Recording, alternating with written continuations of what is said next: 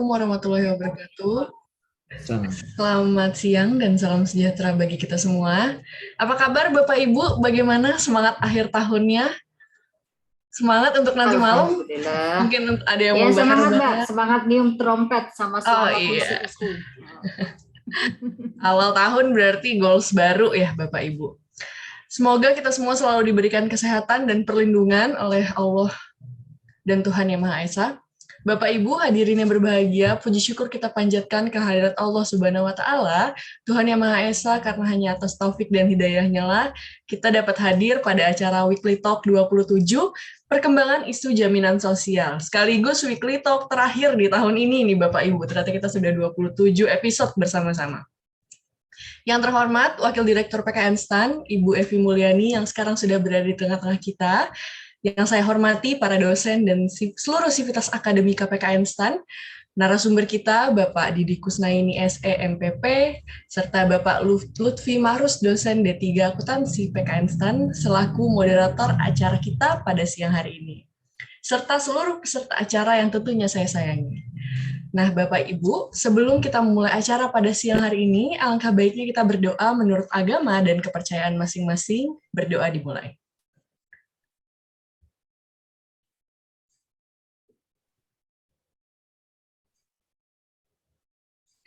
Berdoa selesai.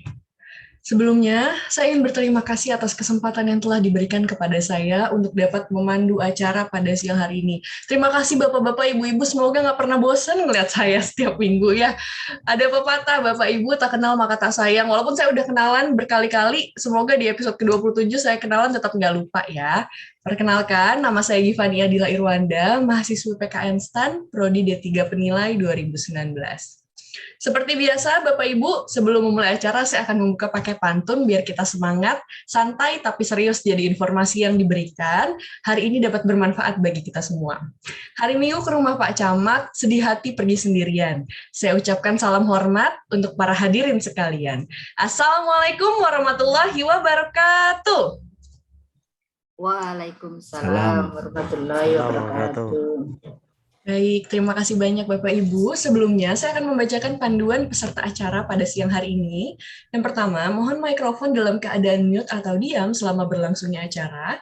Yang kedua, jika ada pertanyaan yang ingin diajukan, silakan menuliskan pertanyaan di kolom chat Zoom. Biasa nanti akan ada sesi di mana Bapak Ibu boleh open mic untuk open discussion. Dan yang terakhir, dimohon kepada seluruh peserta acara untuk menikmati acara dengan baik dan senang hati, agar seluruh informasi yang diberikan pada siang hari ini dapat bermanfaat bagi kita semua.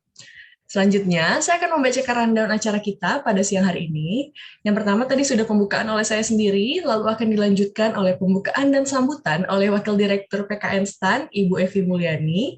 Selanjutnya akan ada pengantar oleh moderator, yang dilanjutkan oleh penyampaian materi oleh narasumber, kemudian akan ada diskusi yang akan dipandu oleh moderator, dan yang terakhir adalah penutupan oleh saya sendiri. Baik Bapak Ibu, bagaimana? Apakah sudah semangat? Sudah konsentrasi semuanya?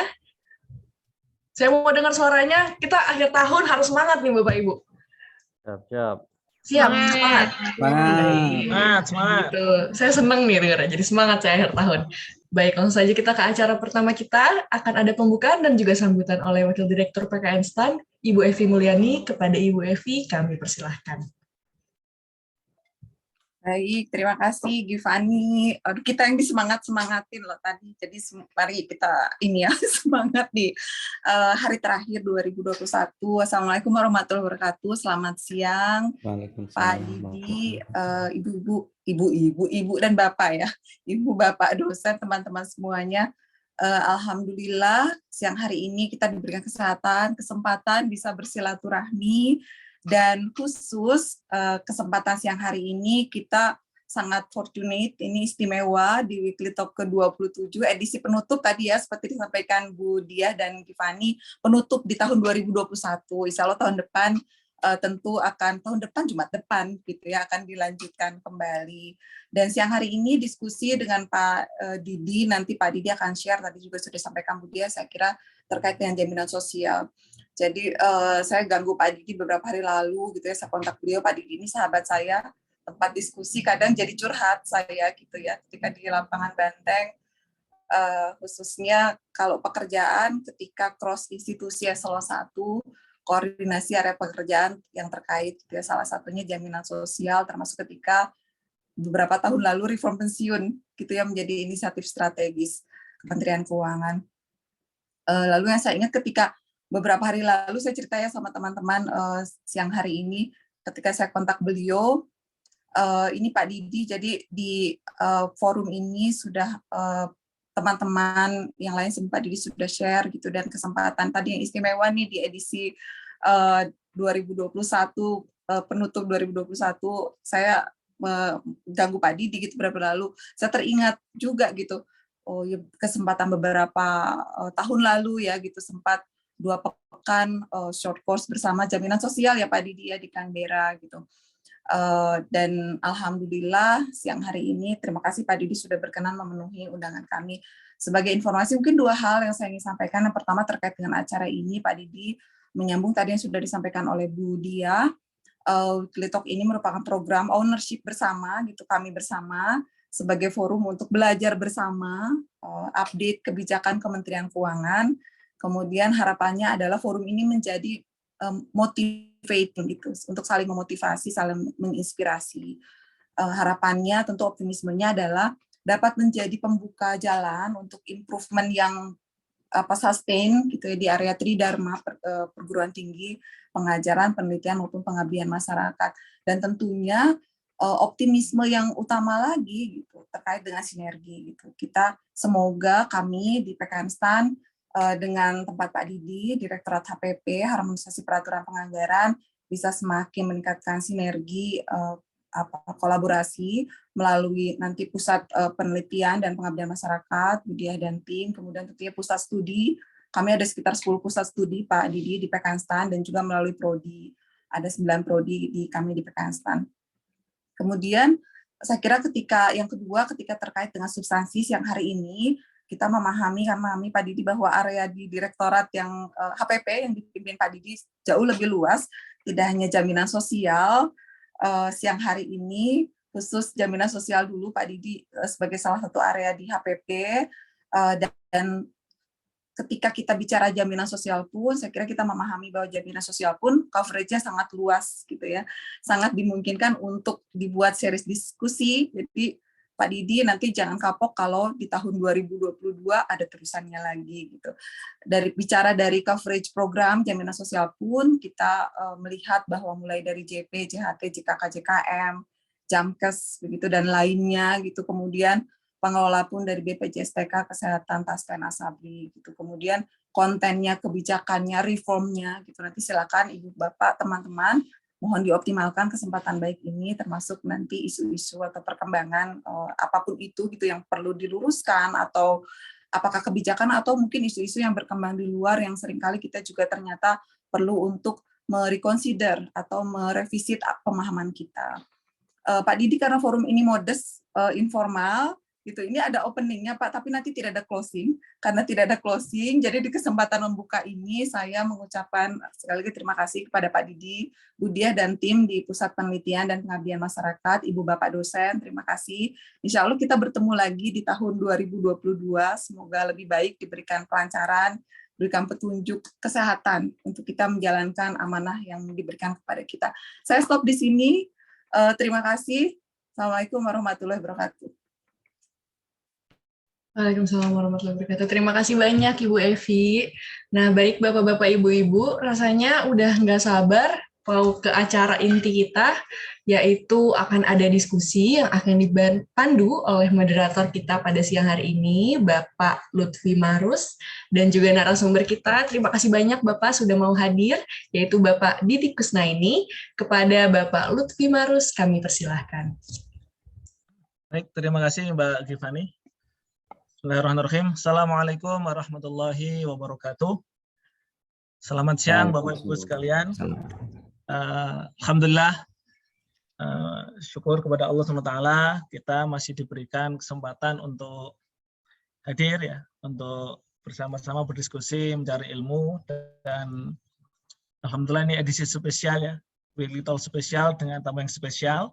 Ini di penghujung tahun 2021 Masehi, dan selamat datang Pak Didi Kusnaini. yang berkenan menjadi narasumber kita. Pertama saya ingin menyapa dulu yang terhormat Ibu Wakil Direktur PKN-STAN, Ibu Evi Mulyani.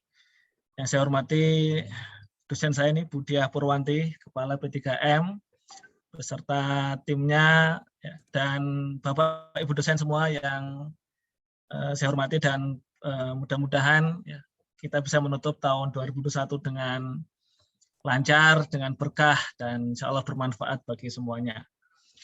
Baik, langsung saja Bapak Ibu sekalian, karena waktu kita terbatas ya, dan materinya sangat menarik, tentu saya tidak ingin berpanjang-panjang saja.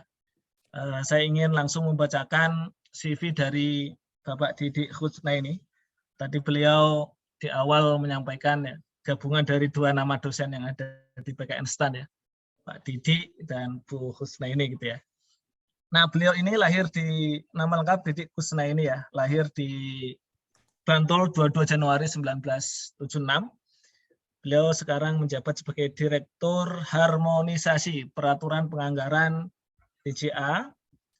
Untuk riwayat pendidikan formal beliau SMA-nya di SMA Negeri 1 Bantul.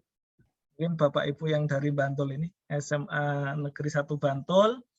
S1-nya beliau dari UGM, kemudian S2-nya dari Hitotsubashi University Tokyo, Jepang. Kalau riwayat non formalnya beliau banyak sekali, Bapak Ibu sekalian ya, diklat-diklat maupun program capacity building yang beliau ikuti di dalam maupun di luar negeri cukup banyak. Untuk jabatan beliau, sebelum beliau menjabat sebagai direktur di Direktorat Harmonisasi Peraturan Penganggaran, beliau sebelumnya di Kasubdit Penyusunan Anggaran Belanja Negara 1, sebelumnya lagi beliau Kasubdit Penyusunan Anggaran Belanja 2. Jadi sudah cukup banyak pengalaman beliau, dan ini sangat kompeten sekali, terutama untuk berbicara mengenai topik kita pada siang hari ini tentang isu jaminan sosial. Tadi sudah disampaikan oleh Bu Evi Mulyani ya, pengantarnya, terutama nanti kita semasa pandemi, dan ini meskipun ini sudah mulai mereda tapi belum 100% juga, karena masih ada deg-degan ya yang varian baru itu. Mungkin nanti Pak Didik bisa mengelaborasi bagaimana terkait dengan sistem jaminan sosial kita, ya, terutama di era sekarang ini, dan kaitannya dengan mungkin penganggaran ya, yang ada di Indonesia saat ini. Baik Bapak Ibu sekalian, itu saja. Mungkin nanti mohon izin Pak Didik, insya Allah nanti kita akan lebih banyak diskusi. Jadi pemaparan yang waktu yang disampaikan disediakan panitia kepada Pak Didik ya, sekitar kurang lebih nanti insya Allah 30 menit Pak Didik, nanti bisa fleksibel ya. Nanti kita akan lebih banyak diskusi sekitar 35 menit, jadi nanti insya Allah jam 3 ya, ini kurang lebih jam 3 nanti sudah bisa ditutup. Demikian tadi Mbak Givani pantun ya, sekarang saya pantun akhir. Jarang-jarang bikin pantun ini pantun untuk mengantarkan Pak Didik menyampaikan materinya. Makan bakso urat pakai bihun, enak rasanya makan kue bolu. Selamat mengikuti Weekly Talk akhir tahun. Semoga bertambah ilmu dan bermanfaat selalu. Makan nasi gandul di Kota Pati. Tidak lupa mampir di Kota Balikpapan. Selamat siang Bapak Ibu yang baik hati. Semoga semakin sehat dan sukses di masa depan. Baik, terima kasih.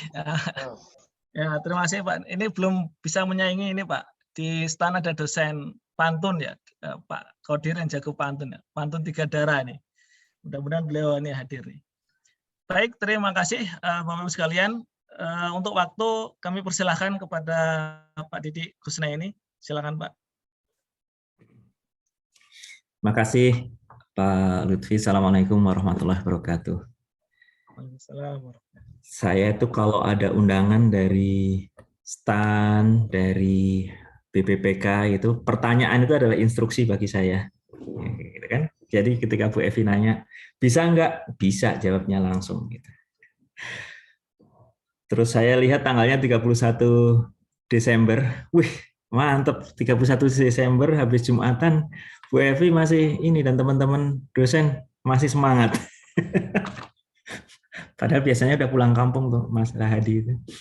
Kampungnya. Jangan buka kartu, Pak. Kampungnya di sini. Saya selalu senang sangat excited gitu ya kalau jadi dulu kamarnya waktu persiapan pre-departure itu Mas Rahadi itu depan saya kamarnya. Enggak, Depan-depan. iya Pak. Iya. Malah lali. Lali ya. Sampean pulang terus soalnya saya nggak pernah nginep, jadi lali. Saya juga senang karena banyak sekali sahabat-sahabat saya. Ada Mas Maman, saya lihat tadi Mas Puji juga ada. Nah, tentu saja kalau dengan Bu Evi itu sudah panjang sekali ketika kita masih zaman loro-lopo. Sekarang juga masih loro-lopo, kita masih berjuang.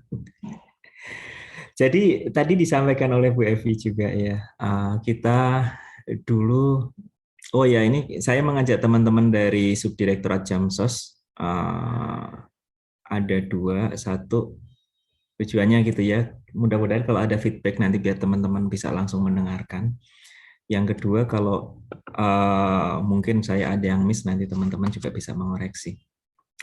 Jadi dulu kalau kita bicara tentang jaminan sosial itu memang sangat luas gitu ya. Ketika saya kuliah dulu sangat blank ya, jaminan sosial itu apa sih?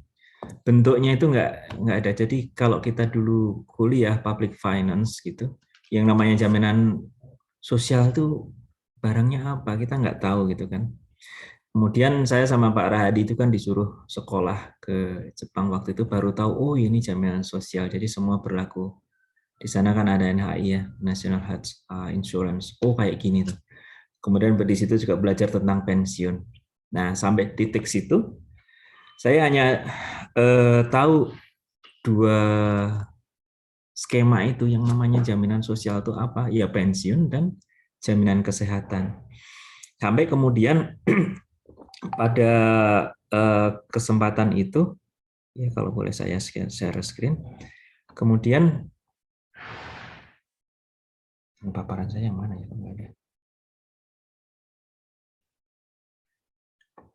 Kemudian bentar.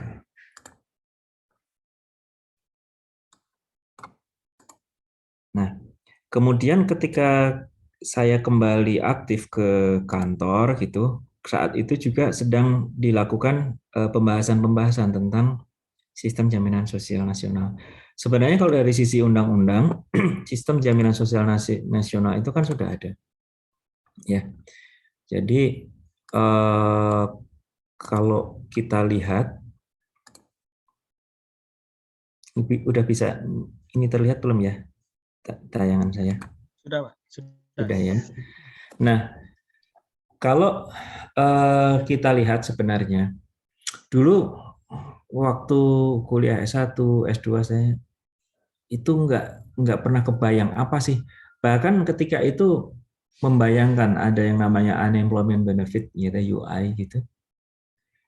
Unemployment insurance itu bingung ini tuh bendanya seperti apa gitu kan. Karena memang saat itu kita nggak punya contoh. Kita dulu hanya mempunyai ya sistem pensiun untuk PNS. Sistem kesehatan ada asuransi kesehatan untuk Askes ya dulu Askes untuk PNS. Tetapi belum kebayang ada suatu sistem kesehatan yang sangat luas. Kemudian baru dalam perjalanannya ada yang namanya Jamkesmas, jaminan kesehatan masyarakat. Tetapi apakah itu bisa disebut sebagai suatu jaminan sosial? Barangkali iya, tetapi belum terstruktur dalam suatu konteks perlindungan sosial secara menyeluruh gitu ya. Padahal sebenarnya di tahun 2004 itu ada Undang-Undang Nomor 40 tahun 2004 tentang SJSN, Sistem Jaminan Sosial Nasional. Nah, amanatnya di situ sudah jelas sebenarnya. Apa sih sistem jaminan sosial nasional? Ya, dia sebenarnya ciri-cirinya, ya kalau jaminan sosial, namanya jaminan sosial itu berlaku seluruh penduduk ya, bukan hanya warga negara sebenarnya. Jadi kalau teman-teman Bapak Ibu itu pas kuliah di luar negeri kan sebenarnya juga bukan penduduk daerah sana, tapi mendapatkan perlindungan. Nah, perlindungan sistem jaminan sosial itulah bagian dari perlindungan tadi jaminan sosial itu syarat-syaratnya itu tadi ciri-cirinya bukan syarat ciri-cirinya dia berlaku secara menyeluruh dan biasanya sifatnya subsisten. tidak yang berlebihan, tetapi bisa menjamin secara kebutuhan pokoknya. Jadi kalau kita di luar negeri dulu juga bayar, tetapi hanya mendapatkan manfaat. Misalnya gigi di cover, sakit gigi, tetapi tambalan giginya ya yang secara kesehatan dia memenuhi, tidak ada unsur estetikanya.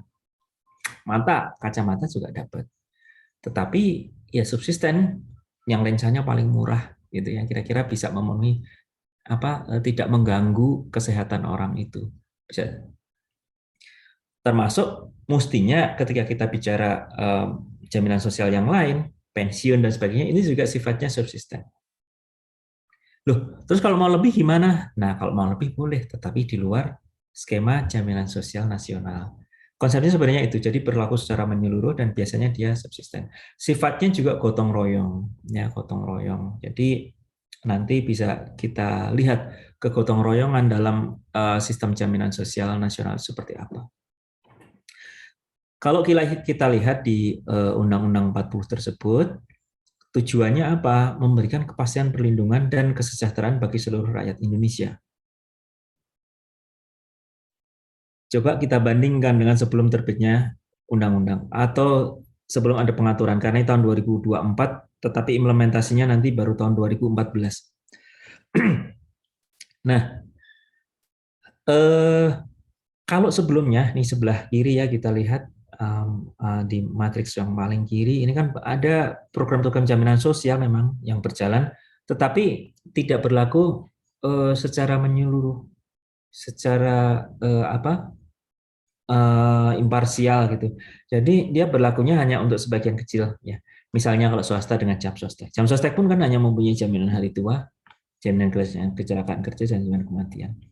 PNS kita punya Taspen, TNI Polri ada di Asabri dan sebagainya. Nah, itu kondisinya. Kemudian 2024 inilah yang berubah cukup drastis gitu ya. Ada undang-undang tentang SJSN. Undang-undang SJSN itu sendiri sebenarnya amanat dari pasal 34 ya, Undang-Undang Dasar, di mana negara harus mengembangkan sistem jaminan sosial nasional untuk seluruh penduduk, gitu ya, untuk seluruh penduduk. Nah, tetapi meskipun Undang-Undang 40 ini sudah diterbitkan di tahun 2024, tapi belum implementatif. Ingat tadi itu, ketika tahun-tahun 2007, 2008 itu pun kita masih kebingungan, tidak bisa membayangkan itu barangnya apa gitu ya. Barangnya apa, bentuknya seperti apa, yang kita tahu kan ya seperti sekarang kalau kita bicara pensiun PNS gitu kan kurang lebih. Belum kepikiran dulu ada sistem kesehatan seperti BPJS sekarang. Baru kemudian 2011 terbitlah Undang-Undang Nomor 24 tahun 2011. Saat itu dibentuklah dua undang-undang. Undang-undang tersebut membentuk dua BPJS, yaitu BPJS Kesehatan yang merupakan transformasi dari PT Askes, dan yang kedua adalah BPJS Ketenagakerjaan. Ini transformasi dari PT Jam Sostek. Ya. Mulai berlakunya kapan? Mulai berlakunya 1 Januari tahun 2014. Nah, ini sifatnya Big Bang ya, jadi memang benar-benar tidak bertahap gitu. Ini suatu kebijakan yang besar, tidak bertahap. Nanti kita lihat programnya ini kan ada JKN, JKK, JKM, ya jaminan kesehatan. Kemudian JKK itu jaminan kecelakaan kerja. Kemudian JKM itu jaminan kematian ini ya. Kemudian jaminan hari tua. JP itu jaminan pensiun. Belakangan dengan Undang-Undang Cipta Kerja tambah satu lagi jaminan kehilangan pekerjaan, JKP. Nah, ini kalau kita bicarakan mungkin satu persatu saja ya. Jadi karena cakupannya sangat luas dan unik gitu masing-masing permasalahannya, mungkin mudah-mudahan nanti kita ada kesempatan lagi untuk membicarakan. Pada sore hari ini mungkin saya hanya akan bicara mengenai jaminan kesehatan, kemudian jaminan kematian dan jaminan kehilangan pekerjaan karena hal yang baru. Jadi silakan teman-teman Bapak Ibu sekalian, kalau misalnya pas saya baru ngomong juga kalau mau interrupt monggo silakan, nggak apa-apa karena sifatnya tadi diskusi. Nah, itu ya. Jadi operasionalisasinya di tahun 2014 meskipun undang-undangnya sendiri tahun 2011. Ini sebenarnya menarik kalau teman-teman semua melakukan research gitu ya. Sebenarnya dampak dari jaminan sosial JKN ini kan kalau kita lihat tujuannya tadi di Undang-Undang 40 itu bahwa memberikan kepastian perlindungan dan kesejahteraan. Sudah benar belum sih memberikan? Kalau perlindungan mungkin banyak yang sudah melakukan kajian. Tetapi bagaimana dampaknya terhadap kesejahteraan? Terus tadi kan sifatnya gotong royong dan sebagainya. Bagaimana sih kan pertanyaan berikutnya, impact atau kenapa pemerintah harus campur tangan di sini? Harus campur tangan. Dan khususnya di saya di DJA, Direktur Jenderal Anggaran HPP, ini apa sih hubungannya gitu kan? Termasuk di UUD 45 tadi, tujuan jaminan sosial itu antara lain adalah untuk mengembangkan diri sebagai manusia yang bermartabat. Ya, itu tapi konstitusi memang seperti itu mestinya. Kalau kita turunkan di undang-undang tadi itu bermartabat itu apa? Ya kurang lebih memberikan perlindungan kesejahteraan. Ini yang menarik saya kira. Nah, secara sekilas ini undang-undangnya agak beda. Yang JKN sampai 1, 2, 3, 4, 5 itu dari kiri sampai jaminan JP itu jaminan pensiun. Ini undang-undangnya adalah undang-undang tentang BPJS dan tentang SI. Nah, JKP ini baru banget. Ini baru bahkan belum beroperasi penuh sekarang. Baru nanti Januari itu beroperasi penuh. Nah, mungkin nanti saya cerita. Nah, sekilas karena pada prinsipnya itu adalah dia berlaku secara imparsial, berlaku secara keseluruhan gitu ya, seluruh penduduk tanpa terkecuali, kewajiban maupun haknya sama, tidak membedakan antara orang miskin atau orang kaya. Nah, prinsip dasarnya kan seperti itu. Kalau kita keluar negeri juga nggak ada jaminan kesehatan yang pakai kelas-kelas gitu. Ini nanti di akhir pembicaraan kita barangkali akan sampai ke situ. Nah, kemudian jaminan kesehatan nasional itu tujuannya adalah untuk pemeliharaan kesehatan dan perlindungan dalam memenuhi kebutuhan dasar. Sekali lagi, kebutuhan dasar kesehatan. Jadi untuk kebutuhan untuk kosmetik itu tidak di-cover. Ya. Kebutuhan yang sifatnya kenyamanan, jadi kalau orang sakit dirawat, itu mestinya bedanya kelas 3, 2, 1, dan VIP itu apa sih? Mestinya kan hanya dari akomodasinya. Kalau dari layanan mediknya mestinya sama. Yang namanya pasang ring itu kan mestinya ringnya juga sama.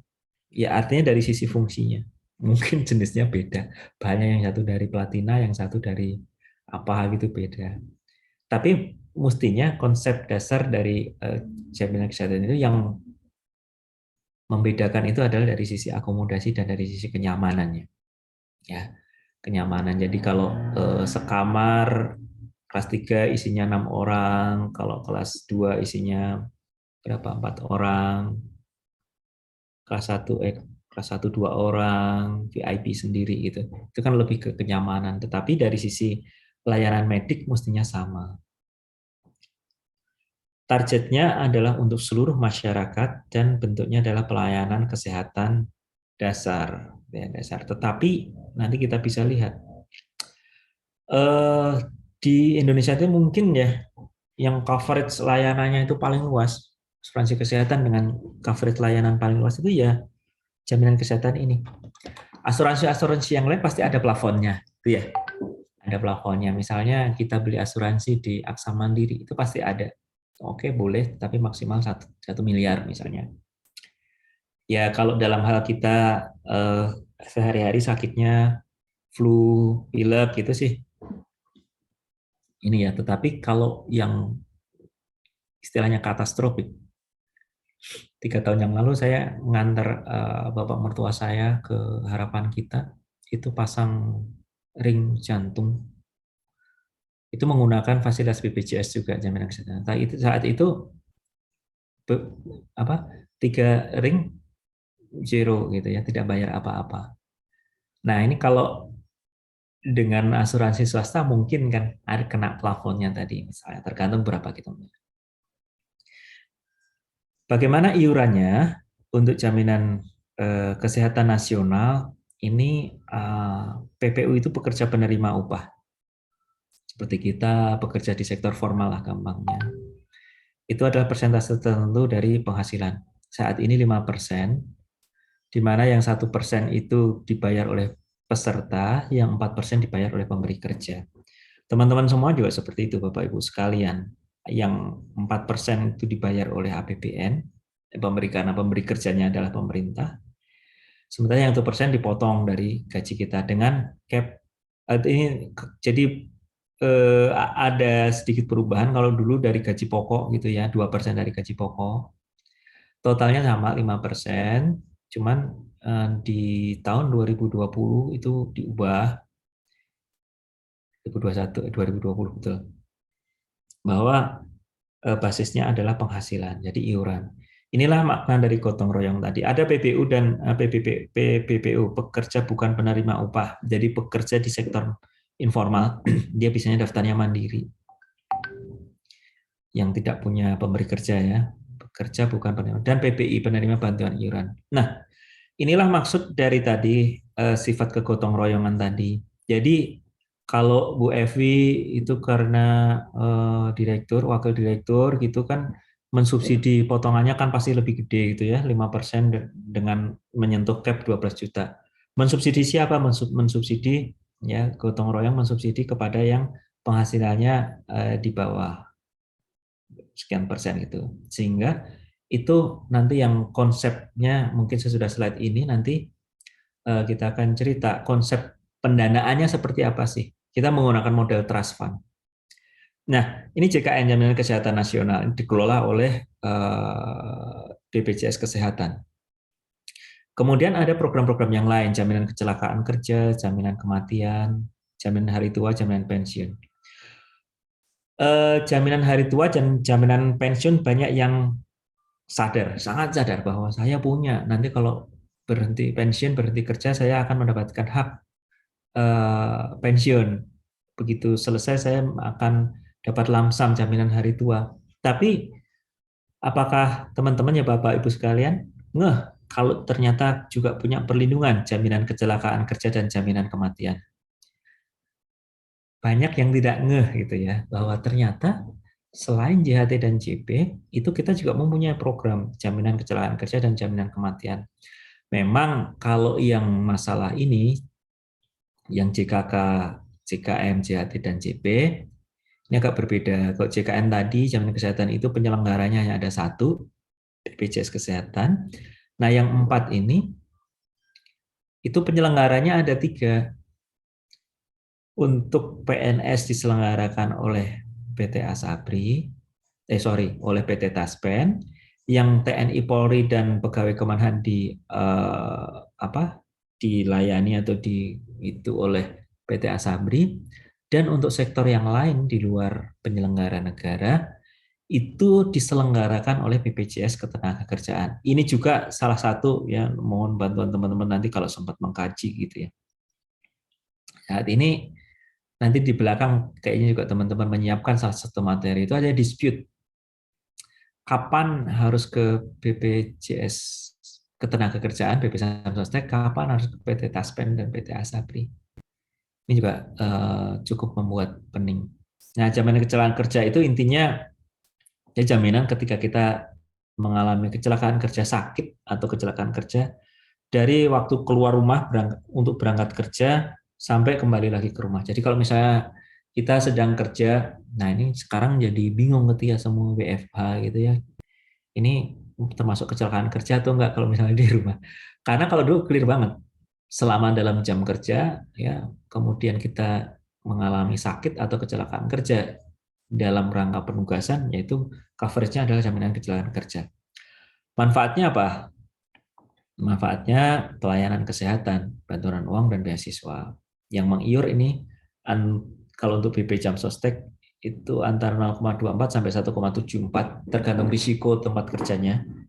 Jadi semakin tinggi risiko maka preminya iurannya semakin tinggi. Tetapi ini yang mengiur adalah pemberi kerja.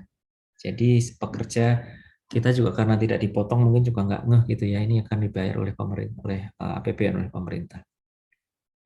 Kemudian jaminan kematian ini yang diterima oleh ahli waris gitu ya. Berapa besarnya? 0,30% dari upah. Jaminan hari tua dan jaminan pensiun. Pensiun itu yang tiap bulan kita terima, jaminan hari tua itu yang lump sum sekaligus. Padahal ini kalau saya dulu diajarin Bu Evi sebenarnya best practices-nya sebenarnya sama saja ya secara prinsip antara JHT dengan JP. Tapi oke, ini kita bicarakan. Dan terakhir ada jaminan kehilangan pekerjaan. Jaminan kehilangan pekerjaan itu kalau dulu di textbook kita bicara public finance di US itu biasanya disebut UI tadi, unemployment insurance. Intinya ketika seseorang kemudian mengalami PHK itu kan pasti kesinambungan penghasilannya putus ya. Nah dengan JKP ini dia mendapatkan manfaat. Jadi di cover, diberikan cash transfer selama 6 bulan, gitu. Kemudian diberikan manfaat lain juga, pelatihan kerja dan juga akses ke lapangan kerja. Tujuannya adalah untuk membantu, ya mempertahankan derajat kehidupan yang layak saat pekerja kehilangan pekerjaan dan membantu dia untuk kembali ke dunia kerja. Memang kemudian ada beberapa hal. Ini program jaminan sosial yang baru yang diperkenalkan di dalam Undang-Undang Cipta Kerja. Ya, memang sangat baru dan kita juga baru saja selesai produk-produk hukumnya. Dari semua tadi, semua program yang 6, oke kita bicara 5 dulu ya. Ini model bisnisnya ini yang barangkali mungkin saya yakin teman-teman Bapak Ibu dosen sudah sangat paham, tapi untuk yang belum gitu ya, nggak tahu Givani gitu misalnya sudah pernah belum mempelajari mengenai model pengelolaan aset jaminan sosial. Pertanyaan pertama saya itu seringkali mendapatkan surat gitu ya, mendapatkan surat dari, ya sebenarnya suratnya ke Bu Menteri bukan ke saya, tapi akhirnya sampai ke kita. Dari para pensiunan. Itu banyak banget gitu ya. Intinya beliau-beliau itu kan mempertanyakan begini, kok berapa tahun terakhir nggak naik gitu kan. Kemudian dulu kan saya dipotong gaji gitu. Itu potongan saya kemana gitu. Nah, sebenarnya kalau kita bicara mengenai konsep jaminan sosial itu ada 2. Jadi kita mulai dari yang di bawah ini. Ini model pengelolaan asetnya ya. Ada 2 kantong. Jadi BPJS. Saya anggap satu dulu ya. BPJS Kesehatan misalnya. BPJS Kesehatan. Nah, nanti yang BPJS Ketenagakerjaan juga sama, cuma transformasi dari Ajab Sostek. Selama ini kita agak bingung gitu kan, sering saya baca di koran, di media, bahwa gimana BPJS beberapa tahun yang lalu kan isunya defisit kok gaji direksinya masih tinggi dan sebagainya. Nah ini sebenarnya ada 2 hal yang meskipun berhubungan tetapi agak berbeda. Model pengelolaan keuangan di dalam jaminan sosial ini ada 2. Jadi model pengelolaannya dipisahkannya. Satu adalah sebelah kiri ini aset dana jaminan sosial. Ini sebenarnya sifatnya trust fund. Ya. Jadi dari iuran-iuran dan sebagainya itu dikumpulkan di sini di dalam. Di sisi lain ya, BPJS itu maka namanya dia apa? BPJS Kesehatan, Badan Penyelenggara ya, Badan Penyelenggara Jaminan Sosial. Dia hanya menyelenggarakan. BPJS Kesehatan, BPJS Ketenagakerjaan ini adalah badan. Sehingga ada 2 buku di situ. Satu adalah buku dari BPJS sebagai badan, sebagai korporasi. Ya. Yang satu lagi adalah buku aset dari dana jaminan sosial. Ini yang dalam beberapa hal dulu dengan Bu Evi juga diskusinya cukup panjang. Bagaimana kalau pemerintah mau intervensi? Waktu itu masih defisit gitu ya. Ini intervensinya kemana? Kalau ke aset dana jaminan sosial, jadi yang kantong satu tadi adalah dana jaminan sosial, ini trust fund-nya, iuran kita itu dikumpulkan di situ, kemudian itu dikelola oleh BPJS. Sehingga ketika ada, kalau untuk kesehatan, klaim dari rumah sakit karena seseorang atau orang-orang pada berkunjung ke rumah sakit diobatin, maka bayarnya dari trust fund itu. Karakteristiknya agak berbeda, meskipun polanya sama dengan BP Jam Sostek yang ketenagakerjaan atau Taspen kalau sekarang. Si aset ini kalau kondisinya sekarang, kalau kesehatan itu kan upfront ya, barangkali dia membayarinya langsung siapa? Si BPJS ini. Jadi ketika ada orang peserta kemudian ke rumah sakit, ya sudah rumah sakit langsung ngeklaim ke BPJS gitu kan. BPJS kemudian ngambil dari dana jaminan sosial. Sementara kalau BP Jam Sostek yang BPJS ketenagakerjaan itu lebih long term.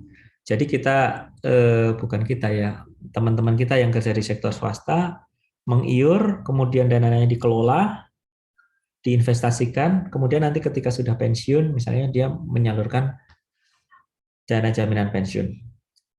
Jadi gitu ya, ada 2 buku korporasi itu dan bukunya dana jaminan sosial trust fund-nya.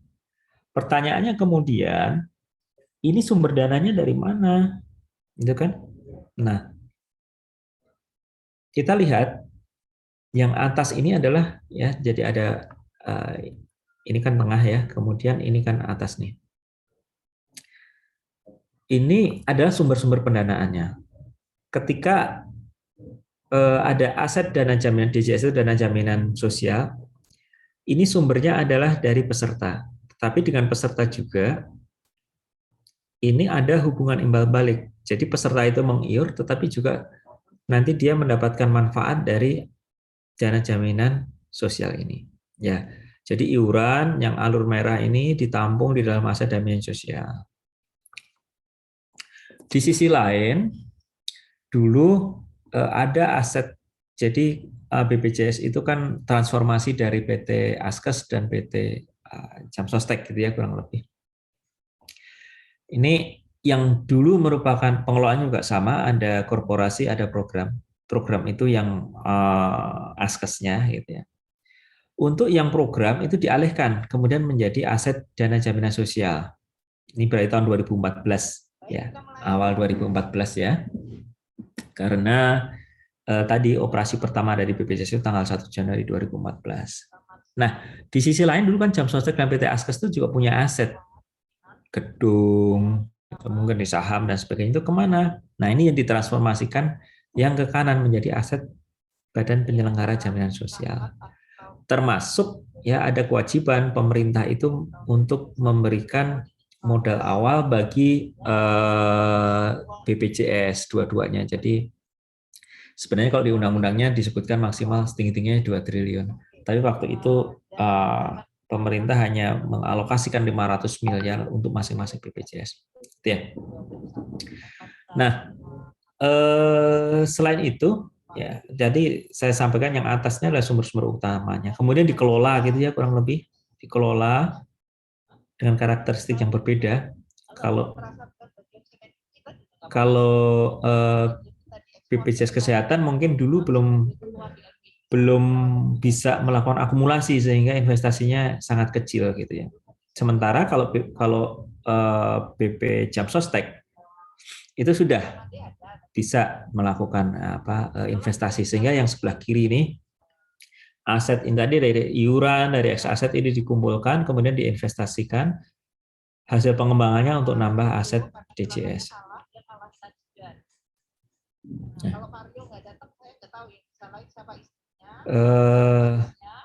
Sumber lain saya saat ini mungkin ya, sumber lain yang syah ini misalnya dari intervensi pemerintah dan sebagainya. Nanti ada kasus di tahun 2016-2017. Nah, kalau aset BPJS ini adalah korporasi ya, badannya sendiri itu. Jadi mohon dipisahkan, kalau waktu itu ada isu bleeding itu adalah yang dana jaminan sosial. Kalau yang ini yang BPJS sebagai badan, ini pengalihan dari ex askes atau ex jam sostek ini belasan triliun, sehingga sebagai suatu badan dia sangat solvent, gitu, tidak masalah. Itu ya kurang lebih. Jadi modelnya sekali lagi pengelolaan model aset jaminan sosial itu adalah dengan model trust fund, sehingga ada 2 buku, 1 buku badan dan 1 buku program. Pemerintah khususnya Kementerian Keuangan saat ini hanya care untuk yang dana jaminan sosial. Jadi kenapa? Karena ini yang berdampak langsung kepada layanan. Kalau dia habis uangnya, maka si BPJS tidak bisa membayar ke rumah sakit. Rumah sakit nggak dibayar, tentu nanti tidak bisa memberikan layanan kepada pasien. Nah, kalau pasien tidak memberikan layanan, nanti dia tidak mau mengiur, percuma, sehingga circle-nya kayak gitu. Ya, kalau pemerintah tidak intervensi, maka nanti kepercayaan turun dan sebagainya, sehingga bubar padahal ini yang kalau teman-teman sekalian ingat, dulu ada konsep Obamacare, itu kurang lebih mirip-mirip dengan program jaminan kesehatan nasional kita. Nah, tadi dari 6, mungkin saya hari ini ya, untuk sore ini mungkin hanya banyak cerita tentang jaminan kesehatan nasional. Pertanyaan kita, kenapa sih jaminan kesehatan nasional itu kok menjadi isu? Kok pemerintah harus campur tangan, gitulah gampangnya. Nah, padahal mestinya kalau setting di Undang-Undang 40 tadi, Undang-Undang tentang SJSN, mestinya dia itu mandiri, self-fulfillment gitu ya. Jadi dia sustain dengan iurannya sendiri. Nah, tetapi itu kan ada prasyaratnya ya, ada prasyaratnya. Kalau suatu program itu diharapkan bisa memenuhi kewajibannya sendiri dengan iuran, maka mesti match antara iuran dengan manfaatnya. Nah, di slide ini kita akan cerita.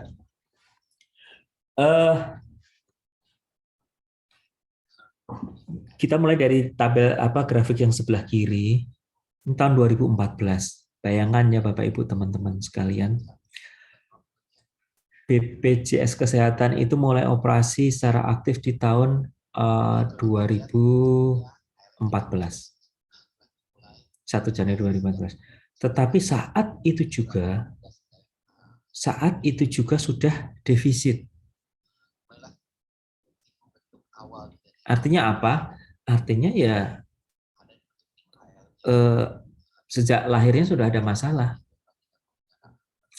Apakah karena efisiensi? Mungkin. Atau karena ada yang lain? Nah, kita coba. 2015, defisitnya ternyata semakin dalam. Kalau tadinya 1,9, ini 2015 malah menjadi 9,5.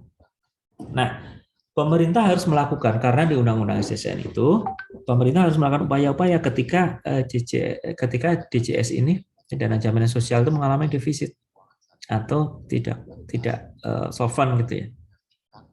Sehingga kita lihat di 2014 itu ada yang ungu, ini adalah bantuan pemerintah. Dulu sifatnya bantuan. Dulu itu di awal-awal ini masih bentuknya penyertaan modal. Nah, ini yang keliru ya teman-teman, kan jagoannya kalau akuntansi. Jadi yang defisit adalah DJS, dana jaminan sosial, tetapi kemudian pemerintah mengalokasikan 1,9 triliun sebagai penyertaan modal waktu itu. Dan kalau modal itu di mana? Di equity ya. Ketika pemerintah mau mencairkan penyertaan modal untuk dalam rangka menutup defisit JKN tadi, itu jadi susah karena yang defisit adalah dana tadi yang sebelah kiri, dana jaminan sosial, bukan si BPJS-nya. Masalahnya si entitas yang dikenal di dalam Undang-Undang Keuangan Negara itu kan mesti dia entitas belum dikenal yang namanya trust fund gitu ya. Jadi penyertaan modal ke trust fund itu kan belum pernah ada, sehingga agak memutar dari penyertaan modal kepada niatnya adalah untuk menutup defisit, kemudian nggak ada jalan ke sana, sehingga agak memutar jalannya. Si penyertaan modal tadi adalah kepada badan dulu, kepada BPJS Kesehatan 1,9 triliun. Baru kemudian saat itu juga 1,9 triliun oleh BPJS Kesehatan seolah-olah dihibahkan kepada dana jaminan sosial, kepada kantong yang sebelah kiri tadi, yang hijau tadi. Itu dilakukan tahun 2014 dan tahun 2015. Nah, pertanyaannya kan Bapak Ibu sekalian, ini orange-nya kok sampai 2019 makin tinggi. Artinya kan defisit terus. Bahkan 2019 ini agak empot-empotan dulu. Nah, kita lihat ya, ada 3 hal utama. 3 hal utama kenapa dana jaminan sosial kesehatan itu defisit. 1, karena mismatch antara iuran dan manfaat. Yang kuning ini, yang ini kita ke tabel nomor 1 ya, kanan atas. Ini kan ada yang headernya kuning, ada yang peach gitu. Nah, yang kuning ini adalah gambaran ya, rasio klaim di 2014 sampai dengan 2018.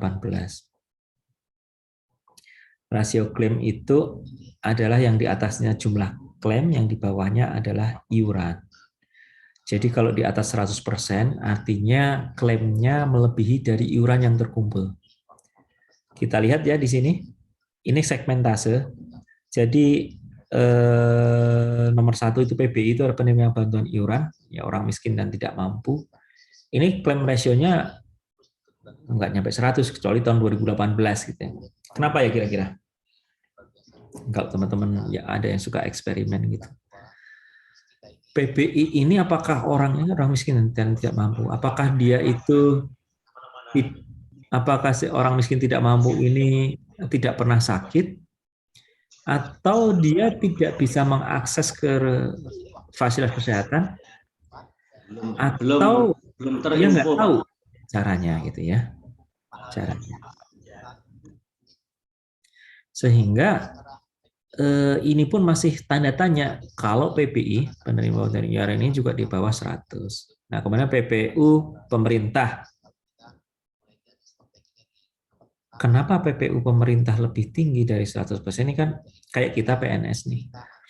Kok klaim kita lebih tinggi? Ini saya menduga ini digabung ini ya Mas Wi ya, antara pemerintah dengan pensiunan ya, antara pekerja aktif dengan pensiunan. Karena mestinya kalau pekerja aktif dia kurang lebih sama dengan yang nomor 3, PPU. BU itu badan usaha, jadi pekerja di sektor formal.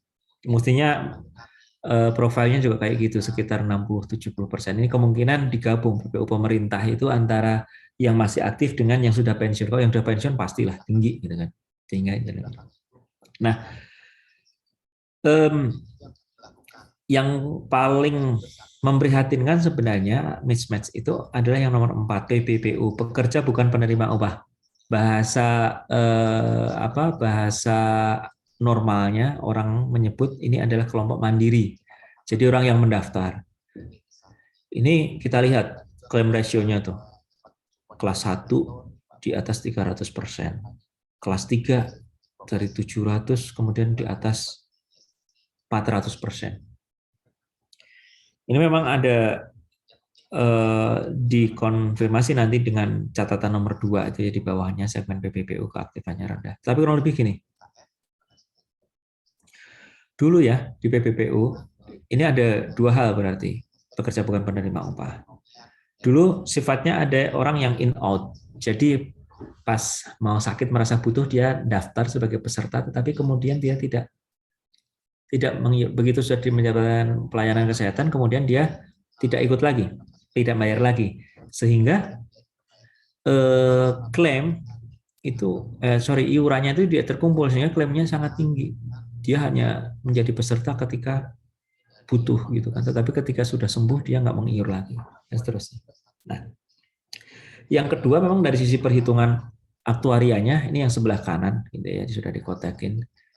Itu kita lihat sebenarnya kalau dengan kondisi perhitungan aktuaris dengan kondisi seperti ini tadi, jumlah profil kepesertaan, kemudian riwayat ya sakitnya itu pada apa saja, itu kita lihat hitung-hitungannya itu mestinya ada 286.000 per orang per bulan kalau kelas 1.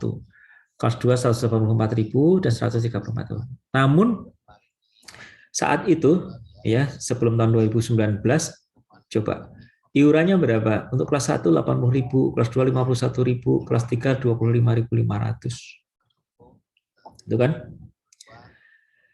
Yang artinya ada mismatch di situ sangat tinggi.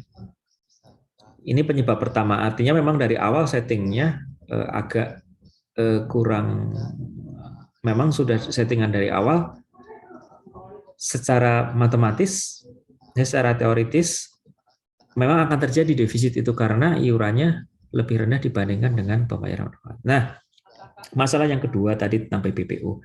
Yang in out tadi, orang ketika butuh kemudian mengiur, tapi kalau enggak. Ini terkonfirmasi di nomor 2, segmen PPPU ini keaktifannya rendah dan ada adverse selection tadi.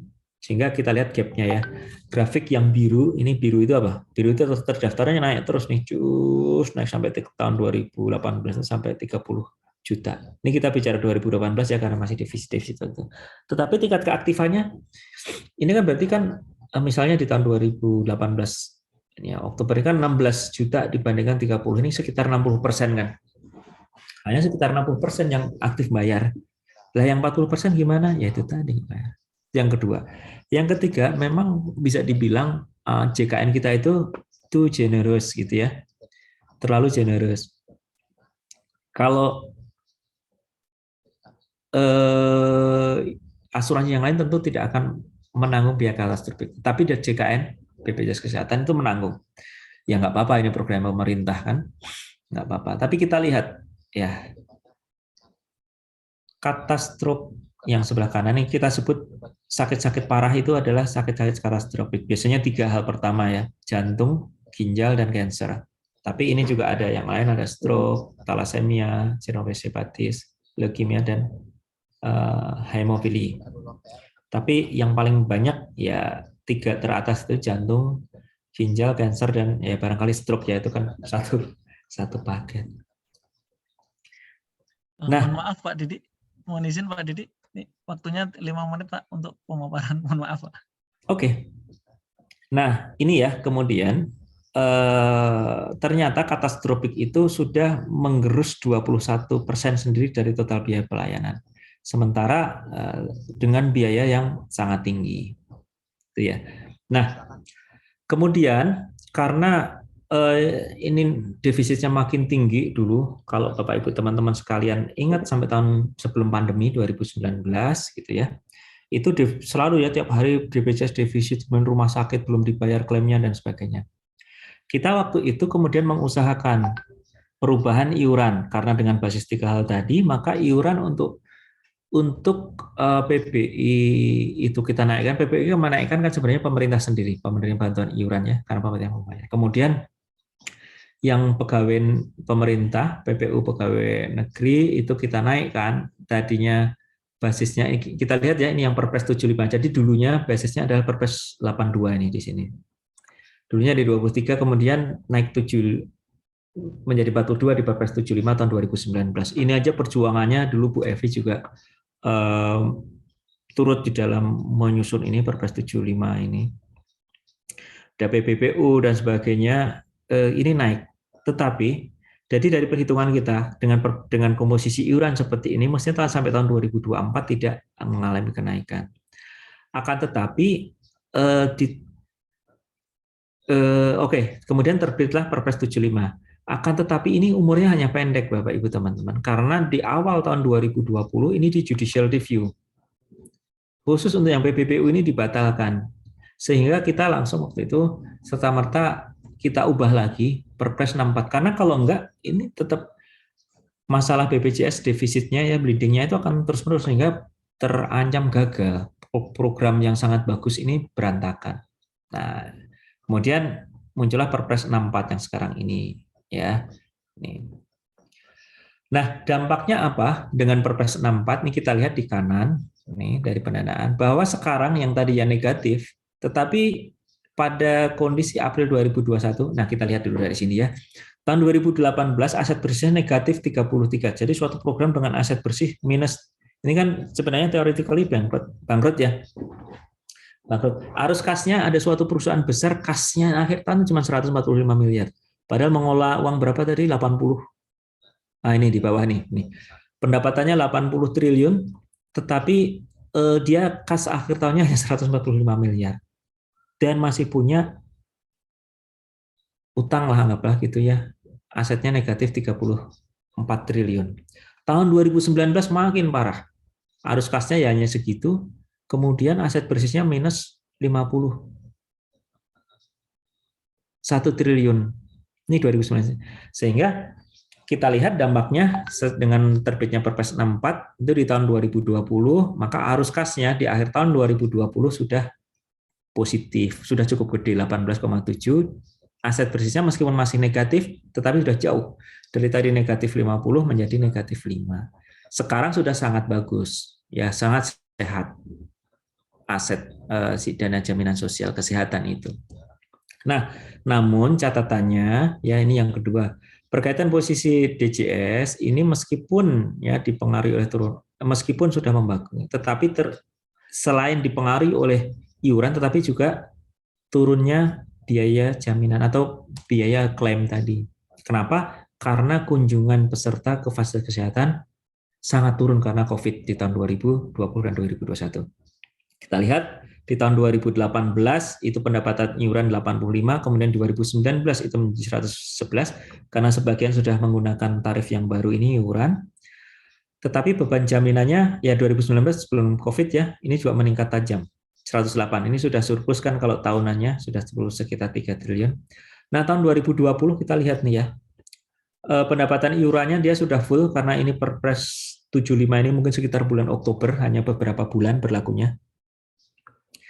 Kemudian Perpres 64 ini kan hampir setahun, maka dia pendapatan iurannya naik ya dari 111 menjadi 139. Di sisi lain beban jaminannya, pembayaran klaimnya turun karena ini tadi kunjungan kepesertaan ke Vaskes itu sangat turun. Sehingga ada dua hal tadi yang menyebabkan. Itu ya kurang lebih, tetapi catatannya meskipun iuran telah disesuaikan, namun ya untuk yang PPPU kelas 1, kelas 2, kelas 3 itu pada hakikatnya dia masih lebih rendah dibandingkan dengan perhitungan aktuaria. Itu dulu ya Mas ya, jadi kita mungkin sore hari ini kita bicara tentang jaminan kesehatan dulu. Ini ada beberapa PR sebenarnya di Perpres 64, bahwa kita, jadi gini, amanat dari Undang-Undang BPJS dan SSN itu supaya kita pemerintah itu menyiapkan KDK, kebutuhan dasar kesehatan itu apa yang harus dipenuhi, dan juga kelas rawat inap standar. Tapi itu yang sekarang kita belum mempunyai, sehingga masih ada kelas-kelas 1, 2, 3 dan sebagainya. Antar rumah sakit masih beda-beda, kelas satunya dengan satu rumah sakit dan yang lain berbeda-beda dan sebagainya. Itu barangkali dari JKN. Nah, catatan saya sebenarnya kalau Bapak Ibu teman-teman sekalian akan menyelenggarkan riset tentang jaminan kesehatan ini, sebenarnya kami belum ada yang sudah melakukan riset dari UI. Dulu Mas Teguh masih belum jadi dekan, itu menyelenggarakan juga riset. Jadi dampaknya terhadap perekonomian apa sih? Kalau misalnya menggunakan input-output gitu ya, industri di kesehatan ini kan ada dua sisi. Satu, memang dari iuran yang terkumpul itu bisa nggak digunakan untuk mendorong perekonomian. Yang kedua, kalau kita lihat backward dan forward linkage-nya, mestinya ya industri di sektor kesehatan di jaminan kesehatan nasional ya, yang sistem ini kan melibatkan banyak sistem Vaskes, fasilitas kesehatan, kemudian sistem farmasi dan sistem pendukung. Sistem pendukung itu apa? Kalau misalnya di rumah sakit itu kan ada laundry, kemudian catering dan sebagainya. Nah, ini sebenarnya dampaknya seperti apa sih? Kalau saya cuma membayangkan akan sangat bagus kalau misalnya kita bisa ya. Bagaimana dengan sistem JKN yang semuanya konsepnya adalah single buyer, ya jasa kesehatan di negeri ini semuanya pembelinya adalah BPJS Kesehatan yang mengelola dana JJS tadi. ini bisa nggak sih terus kemudian mendorong industri kesehatan? Kalau industri kesehatannya itu semakin maju, ya selain ya secara teoretikal kan sudah jelas bahwa dengan ini nanti ya kebetulan pada siang hari ini saya belum menyampaikan kunjungan ke vaskes meningkat, kemudian kualitas kesehatan meningkat dan sebagainya. Tetapi dari sisi ekonominya sendiri yang berputar selain angka berapa 139 triliun yang iuran yang terkumpul, kemudian 89 yang dispendingkan. Nah, spending 89 itu sebenarnya kemana saja sih? Berapa yang ke farmasi, berapa yang ke vaskes, berapa yang ke sektor pendukung dan sebagainya. Ini yang barangkali sangat menarik. Itu dulu barangkali Mas Lutfi, saya rupanya hanya bisa sampai di jaminan kesehatan. Silakan, terima kasih. Baik, terima kasih banyak Pak Didi atas materinya yang luar biasa Pak. Ini pencerahan sekali dan karena materinya sangat ini ya familiar, maksudnya kita sehari-hari sering mungkin pernah mengalami gitu ya, atau tadi yang memanfaatkan fasilitas dari BPJS dan sebagainya. Baik Pak Didi, ini sudah ada beberapa pertanyaan. Mungkin sudah ada yang di chat ini ya. Saya akan mungkin langsung undang Pak Heru Ahmadi untuk langsung menyampaikan ke Pak Didi. Apakah hadir Pak Heru Ahmadi? Ya, hadir. Monggo silakan Pak Heru. Mungkin pertanyaan saya di konteksnya di luar yang saya tanyakan ya Pak ya, melengkapi boleh nggak? Oh boleh, monggo langsung aja silakan. Ya, jadi mohon izin Pak, berkaitan dengan BPJS ini, saya melihatnya begini Pak, kalau saya melihatnya, kan di sisi BPJS ini kan bicara tentang konsep penjaminan dampak ya, kalau misalnya orang sakit gitu ya. Tapi sebenarnya sakit itu kan sebagai akibat bisa jadi dari pola sehatnya ya. Nah, saya melihatnya apa ada nggak sih hubungan antara belanja kesehatan yang mandator 5% itu dengan kinerja BPJS, dalam artian kalau dilihat dari data tadi sepertinya kan ketika awal berdiri itu seakan-akan orang Indonesia itu sakit semua gitu. Jadi berlomba-lomba ke rumah sakit, kemudian ada penanganan kesehatan gitu ya. Nah, saya melihatnya apakah ini merupakan gunung es dari kualitas kesehatan di Indonesia, yang dalam artian yang dianggarkan dengan mandatory spending 5% itu belum bisa memberikan satu standar yang sama atau standar yang qualified lah, seperti itu. Nah, itu yang istilahnya saya lagi melihat gitu, apakah ada hubungannya gitu, karena memang dua sisi, satu untuk menjaga sehat, yang satu untuk penanganan sakitnya gitu ya Pak. Nah, itu yang pertama. Kemudian yang kedua, kalau dilihat dari perkembangan ya sebelum COVID, saya memperhatikan memang sih bukan tugasnya BPJS terkait dengan penanganan di rumah sakit ya. Artinya ketersediaan rumah sakit di sini menjadi kunci apakah peserta BPJS ini mendapatkan pelayanan yang layak atau enggak. Dan ini juga menjadi kekhawatiran sebenarnya bagi kita lah ya, seperti PNS itu ketika sakit kemudian harus ada tindakan penanganan, kira-kira pakai BPJS atau enggak ya gitu ya, karena ini yang berkembang di umum itu bahwa pelayanannya lama, lambat, ngantri dan macam-macamnya. Nah, apakah seperti fasilitas kesehatan mulai dari vaskes pertama sampai ke rumah sakit itu persebarannya itu dilihat juga Pak, dalam artian ada satu daerah itu rumah sakitnya itu ngumpul di satu titik gitu sehingga menjadi ngantri lama dan sebagainya, atau itu yang didorong dari dana belanja kesehatan itu untuk meningkatkan ketersediaan rumah sakit. Nah, ini Pak mungkin pertanyaan dari saya. Terima kasih. Baik, terima kasih Pak Heru. Ini Pak Didi berkenannya langsung dijawab atau ditambung dulu Pak Didi? Boleh ya, takut lupa nanti. Oh iya, mau silakan Pak Didi. Terima kasih Pak Heru. Bukan main. Jadi ini kayaknya Pak Heru sangat familiar dengan dengan isu-isu jaminan sosial kesehatan. Dari yang di chatroom ya, sebenarnya maksud saya kalau jaminan kesehatan bukan minimal ya, tetapi standar untuk yang layanan kesehatannya.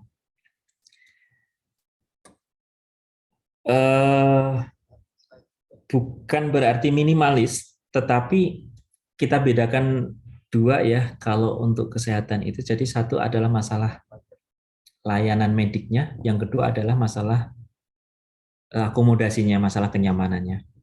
Nah, layanan medik ada standarnya. Jadi setiap kita itu mempunyai satu basket, terutama untuk yang layanan rawat inap, itu namanya INASIPIGIS kan standarnya. Jadi sudah dikaji gitu, misalnya orang sakit tipes. Sakit tipes itu penangannya apa sih? Obatnya ini. Dirawat selama sekian hari, misalnya 4 hari atau 3 hari. Ya, memang paketnya seperti itu. Ini yang kadang membuat, memang ada kelemahan, betul Pak Eru. Sistem yang sekarang artinya gini, seperti kalau kita sakit ada dua jenis penyakit dalam waktu yang bersamaan, itu harus 2 kali. Karena apa ya? Karena sistemnya itu hanya memungkinkan seperti itu. Tapi tadi catatan yang sangat menarik, ini juga kita baru itu Pak Dwi dan teman-teman dari Kementerian Kesehatan sedang menggali ini, kalau ada kasus seperti itu seperti apa sih? Jadi misalnya kayak bapak saya itu sering periksa jantung, itu harus bolak-balik. Hari ini berangkat ke Harapan Kita untuk EKG, terus pulang. Besok ke sana lagi untuk apa gitu. Jadi tahapan sebelum operasi itu sendiri-sendiri, karena sistem pembayarannya memang masih paket sendiri-sendiri gitu ya. Beda kalau kita datang sendiri tanpa BPJS gitu kan, udah semua all in, hari itu semua selesai. Memang itu kelemahannya, kita harus telaten. Nah, tetapi sebenarnya coveragenya kalau dari sisi medisnya itu bagus gitu ya. Kita sangat bagus BPJS itu kalau teman-teman lihat. Memang prosedurnya, karena apa? Tujuannya memang kita mendorong vaskes tingkat pertama, puskesmas dan sebagainya itu kan sebagai gatekeeper pertama gitu ya. Jadi kalau orang sakit ada 155 jenis penyakit itu harus selesai di puskesmas atau vaskes pertama. Pilek apa gitu sebenarnya, bahkan sampai persalinan normal pun seharusnya selesai di vaskes, di puskesmas tingkat pertama. Kalau tidak bisa di situ, baru kemudian dirujuk ke rumah sakit rujukan, rumah sakit untuk rawat tingkat lanjut. Memang seperti itu, karena kalau tidak, memang semua orang nanti akan langsung ke rumah sakit, ke vaskes tingkat lanjut, FKTL. Ya, FKTL, sehingga puskesmas yang sudah kita bangun, kemudian mekanisme pembayarannya, mohon maaf ada 2 ya, kalau puskesmas FKTP yang rawat jalan itu kan kapitasi. Jadi kapitasi itu begini. Yang sering ini juga dokter-dokter dipelintir gitu. Mohon maaf kalau ada yang saudaranya, keluarganya dokter gitu ya. Enggak dokter semua, adalah beberapa yang melintir gitu. Seolah-olah ini dokter gigi cuma digaji, dibayar oleh BPJS 2.000 per orang gitu. Padahal maksudnya itu kan kalau untuk puskesmas atau untuk FK fases tingkat pertama ini dibayar dengan sistem kapitasi. Jadi misalnya saya dokter di Kelurahan Katulampa, Baradang Siang, Bogor gitu ya. Saya adalah partnernya dari BPJS. Nah, wilayah saya adalah Kelurahan Katulampa. Nah, di situ ada beberapa peserta yang terdaftar di saya, di vaskes saya, misalnya di puskesmas gitu, atau saya sendiri di tempat praktek saya. Kalau ada 5.000 orang, nah berarti saya akan mendapatkan uang 5.000 kali tarifnya tadi 2.000 per orang per bulan. Itu ya. Jadi kalau dokter umum kan 7.000 ya, 7.000 dikali 5.000 berarti 35 juta per bulan. Terus berapa yang berobat? Kan gitu. Mau yang berobat yang datang dari 5.000 tadi 100, mau 50 atau mau 5.000, semua seperti itu. Nah, kok sampai ke situ saya ceritanya? Ya, si mekanisme pembayarannya ya, mekanisme pembayaran itu tadi. Nah, kemudian kalau tadi manfaat minimal, tujuannya memang karena kita sudah membayar semua fasilitas tingkat pertama tadi, kita bayar dengan kapitasi, ya itu mestinya yang dimaksimalkan supaya tidak menjendol ke rumah sakit semua, ke fasilitas kesehatan tingkat lanjutan. Ini juga nyambung, terima kasih Pak Heru, sangat bagus tadi komentarnya. Antara bagaimana menjaga tetap sehat dengan penanganan sakit. Ya, BPJS ini sekarang itu pendekatannya adalah kuratif, ngobatin orang sakit. Betul sekali. Paradigma ini yang sekarang di switch, sedang dilakukan Pak Dwi dan teman-teman kami di Jamsos Intens dengan Kementerian Kesehatan, diubah. Sedikit-sedikit diubah. Dari yang semula itu kuratif, itu sekarang akan mengedepankan upaya-upaya promotif dan preventif. Jadi kalau tadi kita lihat ya, 20% dari klaim BPJS itu untuk penyakit katastrofik. Apa tadi? Jantung, stroke, ginjal, cancer. Ya, kalau cancer kita nggak tahu penyebabnya apa. Tetapi yang 3 pertama tadi ya, jantung, stroke, ginjal, ini kan kurang lebih karena gaya hidup, pola hidup. Nah, kita lebih suka saat ini lebih suka ngobatin. Padahal akan sangat bagus kalau itu ditarik ke depan tadi, catatannya Pak Heru tadi. Bagaimana menjaga sehat daripada ngobatin orang sakit, gitu kan? Nah, ini yang sekarang sedang diupayakan diubah sehingga ada fasilitas yang saya kira teman-teman akan setuju gitu ya. Gimana kalau BPJS itu selain ngobatin, itu juga ada fasilitas misalnya general check up setahun sekali misalnya. Semua cek darah. Sehingga apa? Ya kita dengan BPJS kemudian check up di suatu rujukannya BPJS dan kemudian di situ hasilnya kan direkomendasikan, oh ini gula darahnya tinggi, oh ini kolesterolnya tinggi, oh tensinya tinggi, maka kamu harus nurunin itu dulu. Nah kalau kayak gitu kan tadi konsepnya menjaga supaya tetap sehat. Ini sangat bagus tadi catatan dari Pak Heru Ahmadi, dan itu memang sekarang yang sedang diubah paradigmanya dari kuratif. Kemudian kita coba kedepankan lagi kita kedepankan lagi masalah promotif dan preventif. Berlomba-lomba sakit, betul. Itu kalau istilahnya Bu Evi dulu adalah insurance effect.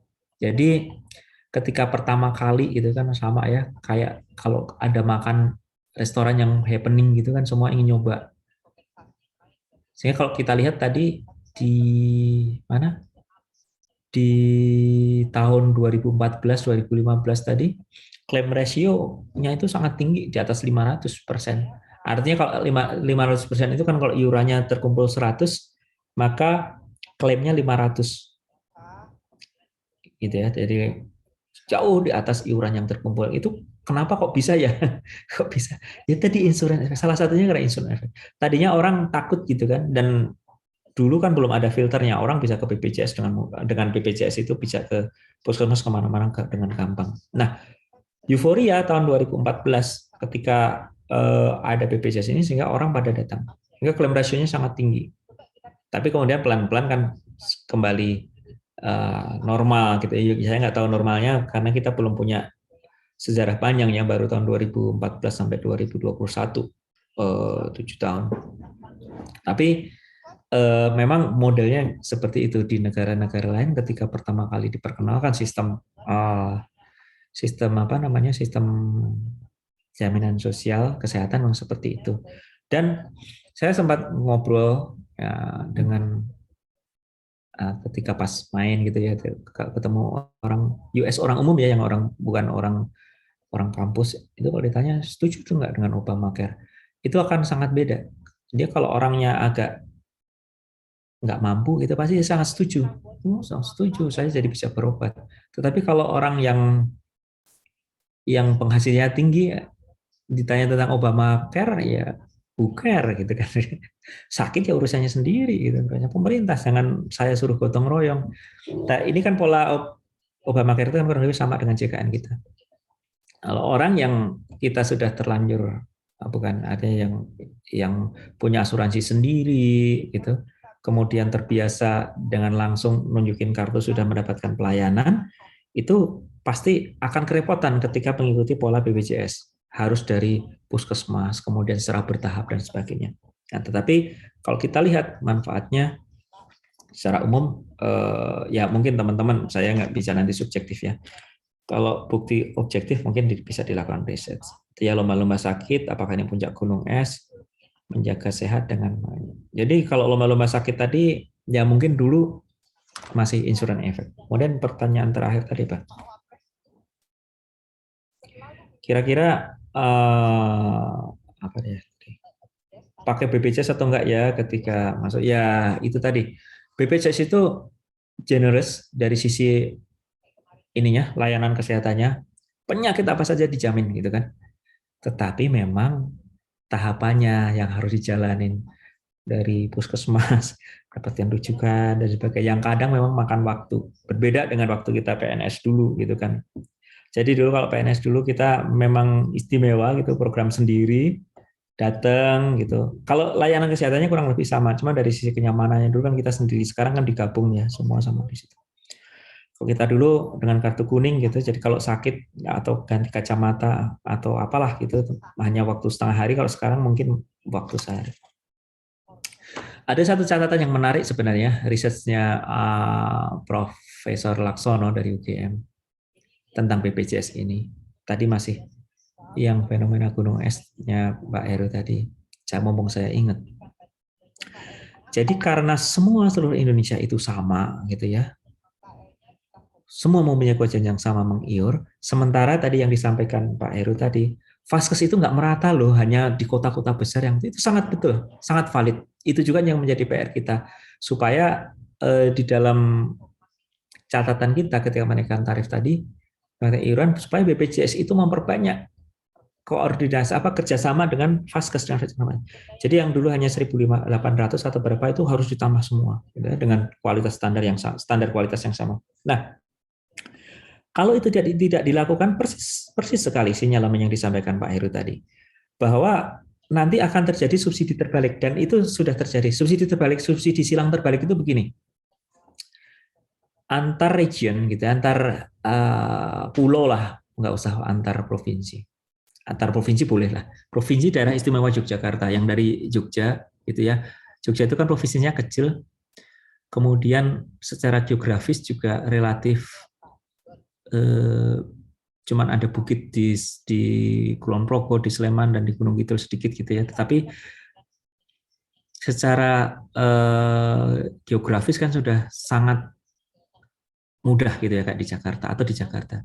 Nah, fasilitas kesehatan sangat bagus, kayak di DKI juga ya. Di DKI kan semua puskesmas di RSUD. Di Jogja juga semua puskesmas sangat bagus fasilitasnya.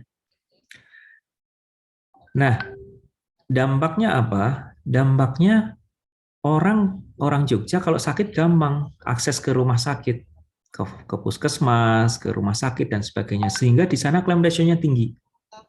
Sekarang kita anggaplah ke Maluku misalnya, ya, atau yang secara regional, secara secara umum gitu, mestinya tingkat kesejahteraannya lebih rendah dibandingkan di Jawa. Gorontalo misalnya, atau kalau Gorontalo enggak, Sulawesi Barat misalnya. Sana fasilitas kesehatan sangat kurang gitu loh, aksesnya nggak ada. Kalau Jogja naik angkot, nggak ada angkot, jadi Jogja naik bis gitu, naik beca aja nyampe gitu kan, puskesmas setiap 2 kilo ada. Nah di Sulawesi Barat misalnya nggak ada. Sementara kewajibannya sama, orang Sulawesi Barat ya, PNS Sulawesi Barat misalnya dengan di Jogja sama, tetapi orang Jogja itu kemudian gampang melakukan akses, yang pada akhirnya kalau neracanya BPJS untuk Yogyakarta itu negatif karena klaim ratio tinggi, sementara di sono di Sulawesi Barat karena yang mengakses karena akses ke fasilitas kesehatan itu kecil, susah, itu jadinya klaim ratio-nya kecil. Ya, penerimaan di sana dibandingkan dengan klaimnya lebih kecil, lebih tinggi penerimaannya. Ini kemudian dikumpulkan oleh BPJS sebagai single buyer sekaligus single payer gitu ya. Ditarik ke nasional sehingga surplus yang ada di Sulawesi Barat tadi justru malah digunakan untuk membayar defisit yang ada di Jogja. Yang mana sebenarnya dari sisi karakteristiknya mestinya orang Jogja, orang Jakarta lebih sejahtera, lebih makmur dibandingkan yang di Sulawesi Barat. Itulah yang dinamakan subsidi silang terbaik. Jadi sangat valid tadi yang sampaikan Pak Heru. Untuk mengurangi misalnya antrian dan sebagainya, termasuk ini pemerataan kesehatan supaya tidak ada subsidi silang terbalik, itu memang betul.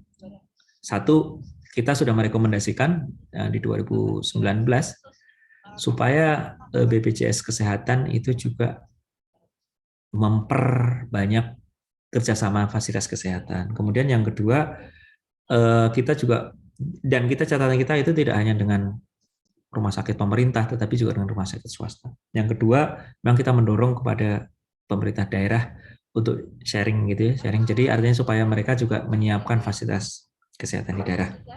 Itu ya. Mudah-mudahan bisa menjawab tadi pertanyaannya Pak Heru.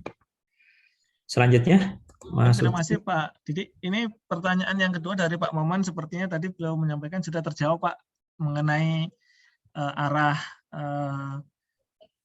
pelayanan kesehatan seperti apa, karena ASN memilih bayar sendiri ke RS yang menyediakan pelayanan yang dibutuhkan gitu, tidak menggunakan BPJS itu Pak. Tadi sudah sempat disinggung oleh Pak Didi ya, yang pertanyaan Pak Maman.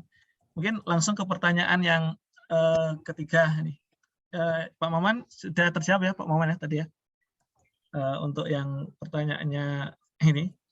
Pertanyaan ketiga dari Pak David Pak, ini karena banyak pertanyaannya, mohon nanti apa istilahnya yang bertanya juga mungkin satu-satu ya kalau ada yang bertanya ini, karena waktu terbatas juga. Dari Pak David mungkin ingin langsung menyampaikan Pak David, mungkin bisa langsung dipersingkat. Oke, saya baca dulu ya. Oke. Kecuali nanti ada tambahan pertanyaan ya Pak David ya. Apakah angka defisit itu diakumulasikan setiap tahun? Jadi tadi ada dua, ada defisit dan ada aset bersih. Aset bersih itu yang negatif itu yang akumulasi Mas, Pak David. Jadi kalau yang saya sampaikan tadi ada 1,9, kemudian berapa 9,4, kemudian menjadi 19, itu tahunan. Jadi tahun berjalan. Kalau yang akumulasinya yang aset bersih tadi, dia. Dan ketika pemerintah membail out tersebut, bagaimana perlakuan akuntansi penganggarannya? Itu tadi yang saya tadi terlewat belum cerita ya. Di 2014 dan 2015 tadi, karena dulu bayangan kita adalah ini suntikan itu hanya penyertaan modal, maka waktu itu agak berliku. Jadi dari pemerintah mengeluarkan penyertaan mode PMN, padahal PMN itu kan mestinya suatu saat harus kembali ya. Jadi di below the line, di pembiayaan, itu kan konsepnya mestinya secara akuntansi nggak boleh spending, itu catatannya kan tetap ada di aset kita, aset-asetnya negara gitu ya. Nah, tetapi waktu itu di 2014-2015 memang menggunakan mekanisme itu. Jadi dari situ kemudian ke BPJS Kesehatan. Nah, dari BPJS Kesehatan kemudian baru dihibahkan ke DJS, Dana Jaminan Sosial. Nah, ini menjadi temuan BPK di LKPP 2015 ya berarti ya, tahun kedua. Sehingga mulai tahun 2016 mekanismenya diubah, tidak melalui penyertaan modal tetapi melalui belanja skema, jadi bantuan gitu ya, sifatnya bantuan.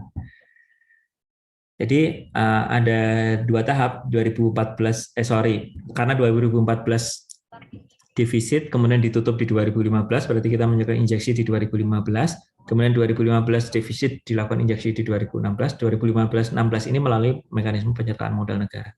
Tapi dengan temuan BPK tadi, maka tahun-tahun berikutnya kita menggunakan mekanisme belanja, bantuan jadi langsung ke DJS, tidak melalui BPJS lagi, langsung ya ke dana jaminan spending. Pertanyaan kedua, setahu saya Indonesia tidak punya skema universal health insurance 100% non contributor. Ini kan BPJS ini kan sebenarnya Universal Health Insurance, Mas. Karena 100% non-contributory. Gimana ya maksudnya 100% non-contributory? Maksudnya tanpa iuran gitu Pak, iurannya 0 begitu Pak, untuk seluruh rakyat Indonesia. Semua tax base gitu ya maksudnya. Mas, kalau memang pendekatannya beberapa ya. Kalau Universal Health Insurance yang kita kenal memang betul, ada yang 100% non-contributory, ada yang 100% contributory. Bahkan ada yang contributory tetapi kemudian ketika klaim tidak di-cover seluruhnya. Kayak di Jepang, mungkin di saya nggak tahu kalau di welfare state gitu ya. Tapi kalau di negara-negara yang lain kan sebenarnya ada out of pocket-nya. Nah, ini memang kalau dimaknai Universal Health Insurance 100% non-contributory betul. Tetapi kalau dimaknai Universal Health Insurance itu dalam 3 hal ya, dari sisi coverage, kemudian dari sisi jadi yang kita kenal itu kan UHC, Mas. Universal Health coverage ya, UHC coverage. Itu kan coverage dari sisi jenis penyakit yang di cover, kemudian dari sisi iurannya dan kemudian dari sisi jumlah penduduk yang di cover. Itu target kita sebenarnya di situ. Nah, ini yang selama ini kita maknai sebagai Universal Health Insurance. Tidak universal dalam makna ini berlaku untuk seluruh penduduk, bukan dalam arti 100% di cover oleh pemerintah. Memang kalau di negara-negara welfare state itu kan ketika bayar pajak, ya Finlandia barangkali gitu kan 50% atau 60% PPh gitu. Tetapi itu udah all in. Nah kalau kita kan dipisah-pisah Mas nih. Pajak PPh kita bayar sesuai dengan bracketnya. Kemudian di sisi lain kita kontributori lagi 1% tadi atau 5% ya total untuk jaminan kesehatan. Sehingga ini kalau di total ya mungkin semacam pajak juga. Gitu kan ya. Jadi kalau ada negara-negara yang modelnya itu semua all in di dalam pajak itu dan kemudian dia tidak ada pungutan tidak ada iuran yang lain. Termasuk yang kesehatan ini pada akhirnya full tax based gitu ya atau budget based. Tapi pada prinsipnya kan itu pasti dia dikompensasi dari pajak yang tinggi gitu ya, kurang lebih. Bagaimana arah kedepannya kita tetap kemungkinan masih tetap seperti ini. Bahwa kemudian nanti ada integrasi data dan sebagainya, mungkin ada hal yang lain. Tadi ada pertanyaan siapa ya? Antara ID BPJS Kesehatan dan Ketenagakerjaan sama atau beda? Sekarang beda, masih beda gitu ya. Ke depan kita juga sudah paksa di 2019 supaya mereka itu datanya BPJS Kesehatan dan Ketenagakerjaan itu ngeling lah gitu. Wong pajak aja sudah menggunakan NIK gitu, masuk BPJS harus bikin yang lain. Primandita, BPJS dan PPh memakai basis penghitungan yang sama. Apakah mungkin proses pemungutan pembayaran terintegrasi? Nah, barusan saya sampaikan. Ya, betul. Cuman begini ya, ini agak panjang diskusinya. Kita mungkin dalam 1 tahun terakhir dengan teman-teman di DJP, dengan BPJS. BPJS maunya mengakses semua. Cuman kan kalau namanya pertukaran itu ada take and give ya. Dan pajak juga ada masalah, pajak itu ada masalah kerahasiaan dan sebagainya. Ini. Jadi itu sangat menarik kalau bisa diintegrasikan dan sekarang memang tahap pertama ini masalah data dulu. Benar nggak sih orang itu punya kegiatan ekonomi, terutama untuk yang pekerja penerima upah di badan usaha itu kan kadang cheating juga dari perusahaan-perusahaan itu. Jadi mereka gini misalnya kelas 1, 2, 3 tadi kan diberi batas ya, misalnya untuk masuk ke kelas 1 itu penghasilannya antara misalnya 6 juta sampai dengan 12 juta atau 6 juta ke atas. Nah itu kadang yang dilaporkan itu juga gajinya adalah 6.600.10 gitu. Dia sudah masuk fasilitas kelas 1 tetapi agak rendah. Ini juga yang menjadi catatan. Jadi tahun 2018 itu kita minta BPKP untuk melakukan audit terhadap ini compliance BPJS ini. Yang salah satu temuannya memang seperti itu. Ini valid dan kita tindak lanjutin beberapa waktu terakhir ya, mungkin setahun terakhir atau sejak pandemi ya 1,5 tahun terakhir itu memang kita intens bagaimana pertukaran data antara BPJS Kesehatan, BPJS Tenagakerjaan, bahkan kalau memungkinkan dengan pajak, ini bahkan sudah ada MOU-an, itu bisa dilakukan integrasi. Mas Ivan, ini Mas Ivan Junianto ya? Oh, sahabat saya juga. Pak Ivan Julianto, Pak. Bagaimana untuk menangani free riders? Free riders di BPJS itu kan kemungkinan yang terjadi tadi itu ya. Dulu di awal-awal memang jadi ketika karena untuk mendapatkan jasa kesehatan itu kan harus menjadi peserta. Nah, dulu tadi yang saya sampaikan, ketika dia butuh itu maka dia mendaftar. Tapi ketika selesai kemudian dia tidak mengiur lagi. Saya claim ratio-nya sangat rendah. Padahal prinsip gotong royong kan tidak seperti itu. Nah, di Perpres 64 itu kita mensyaratkan bahwa orang yang pernah menjadi peserta ada dua hal. Satu, kalau peserta baru itu ada masa grace period-nya. Jadi dia tidak, kalau zaman dulu pas awal-awal BPJS saat kita mau masuk rumah sakit pun ditawarin jadi peserta BPJS, enggak. Jadi terus bayar 6 bulan sudah mendapatkan kartu BPJS, dirawat, kemudian sesudah itu enggak bayar gitu kan dulu. Dan sekarang itu ada grace period, tidak bisa sekarang daftar terus besok langsung dimanfaatkan. Saya lupa terakhir berapa bulan Mas Wi ya? 2 minggu ya untuk bisa aktif. Nah, itu satu Mas Iwan. Kemudian yang kedua untuk jagain supaya tadi orang itu tidak disiplin ya, supaya orang